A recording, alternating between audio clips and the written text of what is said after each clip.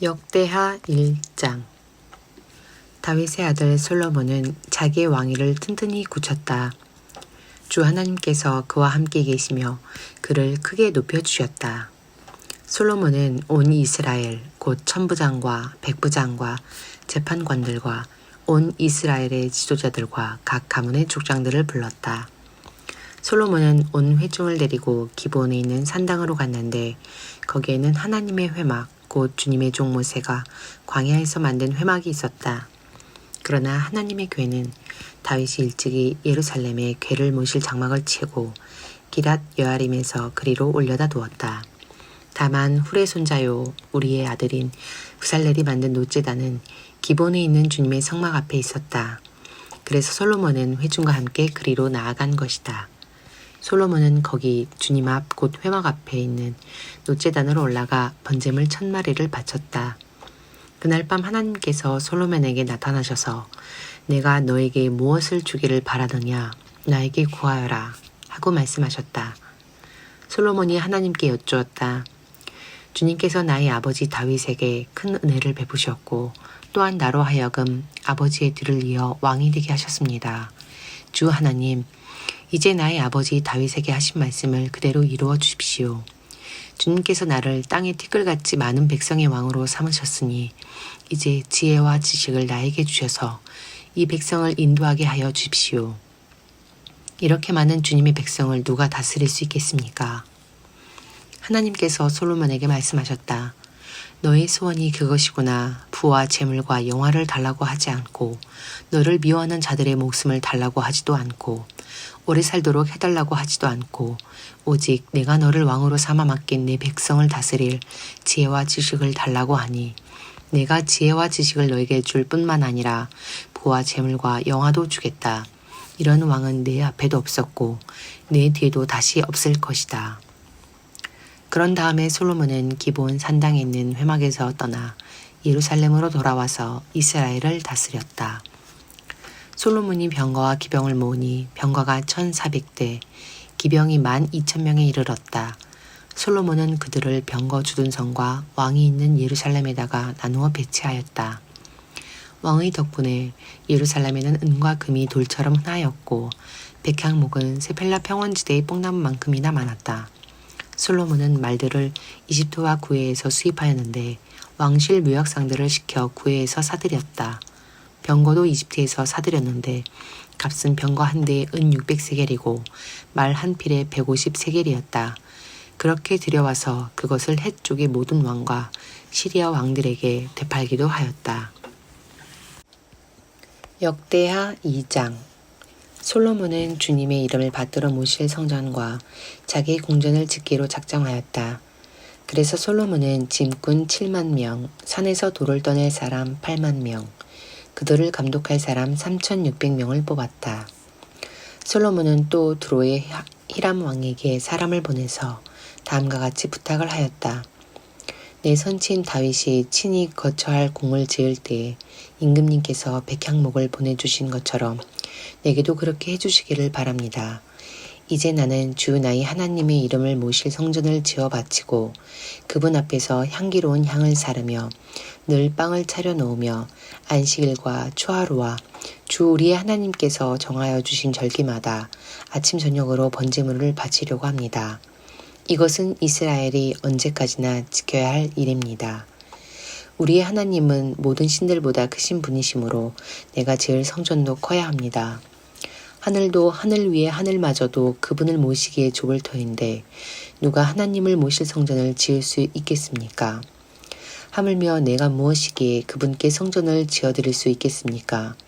다만 그분 앞에 향이나 피어 올리려는 뜻밖에 없습니다. 이제 임금님께서는 금은과 롯새와 쇠를 다룰 줄 알며 자주색이나 홍색이나 청색천을 짤 줄 알며 조각도 할 줄 아는 기능공을 한 사람 보내주시기 바랍니다. 그러면 그가 여기 유다와 예루살렘에 있는 나의 기능공들을 데리고 일할 것입니다. 그들은 내 선친 다윗께서 훈련시켜둔 사람들입니다. 또 레바논에서 백향목과 잣나무와 백단목도 보내주시기 바랍니다. 임금님께서 나무를 잘 베는 기술자들을 거느리고 있음을 내가 잘 알고 있습니다. 내 부하들도 그들과 함께 일할 것입니다. 내가 크고 화려한 성전을 지으려고 하니 제목을 많이 준비해 주시기 바랍니다. 나무를 베는 벌목꾼들에게는 양곡을 주겠습니다. 밀가루 2만 섬, 보리 2만 섬, 포도주 2만 말, 기름 2만 말을 임금님의 일꾼들에게 주겠습니다.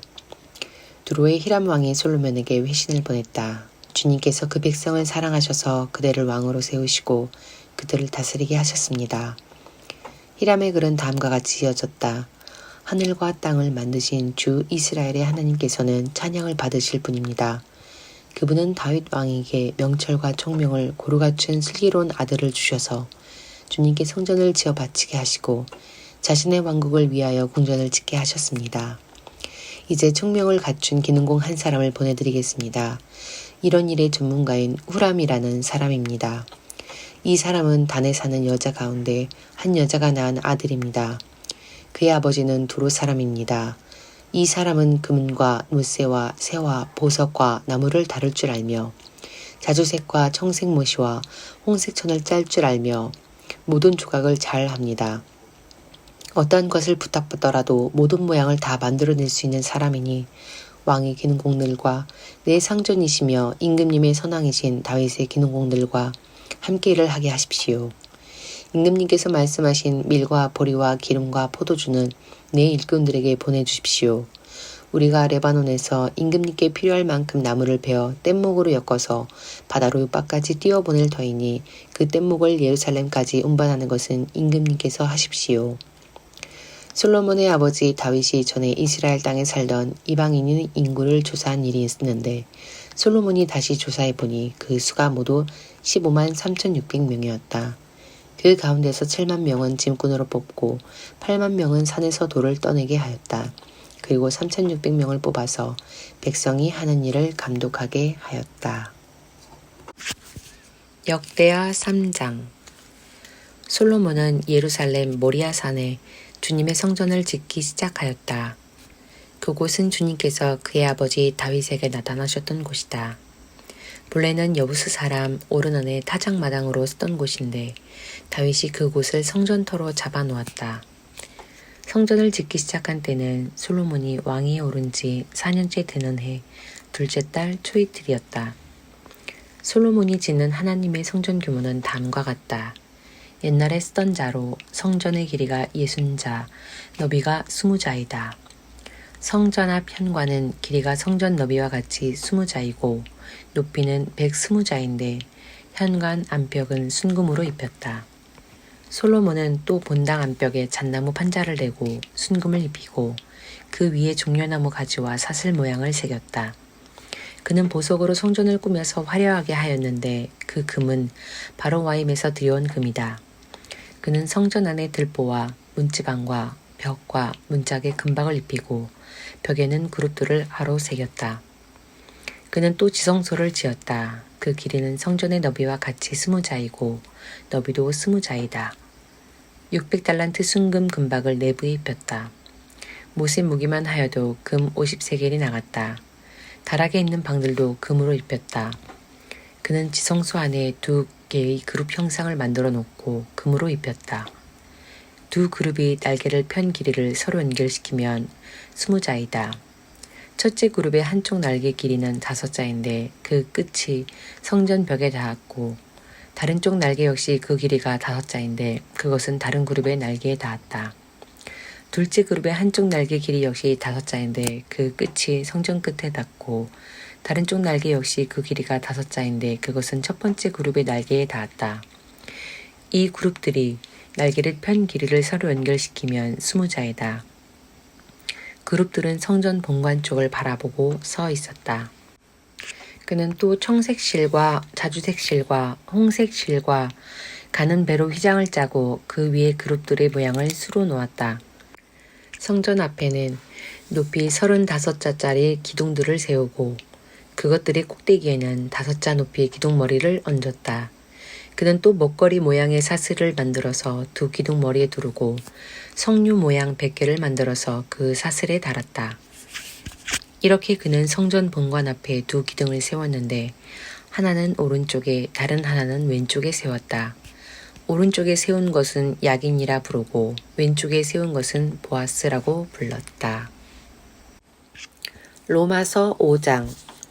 그러므로 우리는 믿음으로 의롭다 하심을 받았으므로 우리 주 예수 그리스도로 말미암아 하나님과 더불어 평화를 누리고 있습니다.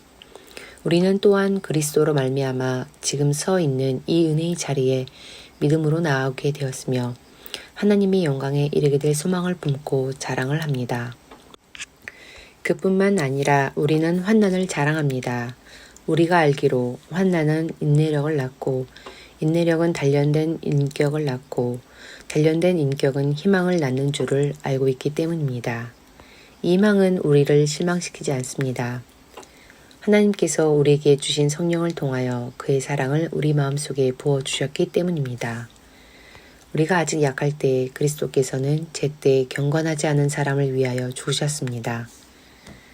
의인을 위해서라도 죽을 사람은 거의 없습니다.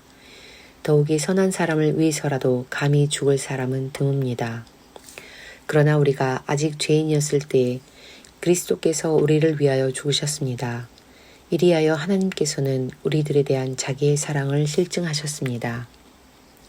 그러므로 지금 우리가 그리스도의 피로 의롭게 되었으니 그리스도로 말미암아 하나님의 진노에서 구원을 얻으리라는 것은 더욱 확실합니다. 우리가 하나님의 원수일 때에도 하나님의 아들의 죽으심으로 말미암아 하나님과 화해하게 되었다면 화해한 우리가 하나님의 생명으로 구원을 얻으리라는 것은 더욱더 확실한 일입니다. 그뿐만 아니라 우리는 또한 우리 주 예수 그리스도로 말미암아 하나님을 자랑합니다. 우리는 지금 그로 말미암아 하나님과 화해를 하게 된 것입니다. 그러므로 한 사람으로 말미암아 죄가 세상에 들어왔고 또 그 죄로 말미암아 죽음이 들어온 것과 같이 모든 사람이 죄를 지었기 때문에 죽음이 모든 사람에게 이르게 되었습니다. 율법이 있기 전에도 죄가 세상에 있었으나 율법이 없을 때에는 죄가 죄로 여겨지지 않았습니다. 그러나 아담 시대로부터 모세 시대에 이르기까지는 아담의 범죄와 같은 죄를 짓지 않은 사람들까지도 죽음의 지배를 받았습니다. 아담은 장차 오실 분의 모형이었습니다. 그러나 하나님께서 은혜를 베푸실 때에 생긴 일은 아담 한 사람이 범죄했을 때에 생긴 일과 같지 않습니다. 한 사람의 범죄로 많은 사람이 죽었으나 하나님의 은혜와 예수 그리스도의 한 사람의 은혜로 말미암은 선물은 많은 사람에게 더욱더 넘쳐나게 되었습니다. 또한 하나님께서 주시는 선물은 한 사람의 범죄의 결과와 같지 않습니다. 한 범죄에서는 심판이 뒤따라와서 유죄 판결이 내려졌습니다마는 많은 범죄에서는 은혜가 뒤따라와서 무죄 선언이 내려졌습니다. 아담 한 사람의 범죄 때문에 그 한 사람으로 말미암아 죽음이 왕노릇하게 되었다면 넘치는 은혜와 의의 선물을 받은 사람들은 예수 그리스도 한 분으로 말미암아 생명 안에서 왕노릇하게 되리라는 것은 더욱더 확실합니다. 그러니 한 사람의 범죄 행위 때문에 모든 사람이 유죄 판결을 받았는데 이제는 한 사람의 의로운 행위 때문에 모든 사람이 의롭다는 인정을 받아서 생명을 얻게 되었습니다. 한 사람이 순종하지 않음으로 말미암아 많은 사람이 죄인으로 판정을 받았는데 이제는 한 사람이 순종함으로 말미암아 많은 사람이 의인으로 판정을 받을 것입니다. 율법은 범죄를 증가시키려고 끼어들어온 것입니다. 그러나 죄가 많은 곳에 은혜가 더욱 넘치게 되었습니다. 그것은 죄가 죽음으로 사람을 지배한 것과 같이 은혜가 의를 통하여 사람을 지배하여 우리 주 예수 그리스도로 말미암아 얻는 영원한 생명에 이르게 하려는 것입니다. 시편 120편. 내가 고난을 받을 때에 주님께 부르짖었더니 주님께서 나에게 응답하여 주셨다. 주님, 사기꾼들과 기만한 자들에게서 내 생명을 구하여 주십시오. 너희 사기꾼들아, 하나님이 너희에게 어떻게 하시겠느냐? 주님이 너희를 어떻게 벌하시겠느냐? 용사의 날카로운 화살과 쌀이나무의 숯불로 벌하실 것이다. 괴롭구나. 너희와 함께 사는 것이 메색 사람의 손에서 나그네로 사는 것이나 다름없구나. 게달 사람의 천막에서 더부살이 하는 것이나 다름없구나. 내가 지금까지 너무나도 오랫동안 평화를 싫어하는 사람들과 더불어 살아왔구나. 나는 평화를 사랑하는 사람이다. 그러나 내가 평화를 말할 때 그들은 전쟁을 생각한다. 아멘.